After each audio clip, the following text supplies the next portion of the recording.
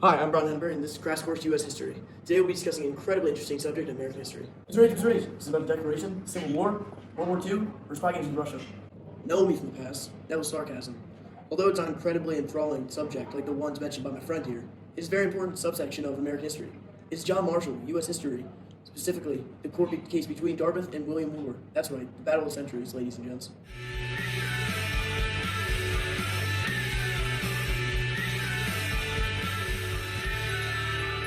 Now the story starts with the state of New Hampshire.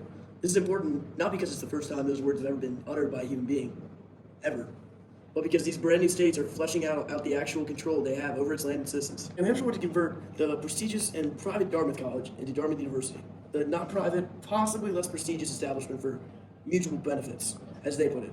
That word gets confusing from here on out. So Dartmouth University, the state's college, will be referred to as DU, and Dartmouth College, the OG, will be referred to as DC. And no, this has nothing to do with the magic, yet unholy potion of chemicals known today as Diet Coke. The New Hampshire State Legislature amended DC's original charter to be more compatible with their objectives. They appointed the former DC president to be DU's president, and created a new board of trustees. The original board of trustees were understandably outraged by these actions, so they recruited DC alum Daniel Webster as their personal lawyer in order to sue William Woodward, a former DC employee who betrayed the school and stole their charter, records, and seal. Mr. H, how is that allowed? A state shouldn't be allowed to mess with an entire establishment just because they feel like it. Blow me from the past. That's the real question behind this whole discussion. And short answer to your question is, spoiler alert, by the way, you're not. Webster argued that the actions of the state of New Hampshire were unconstitutional. Oh, it's time for the mystery document. Alright guys, you know the rules. Let's see what we have for today's mystery document.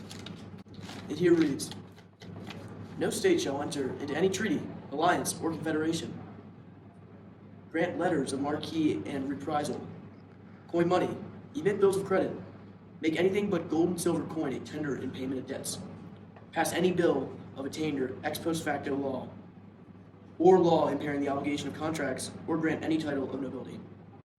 Anthony, you're not serious, right? This is blatant disrespect to my American knowledge. This is obviously the American Constitution, specifically Article 1, written by a variety of authors.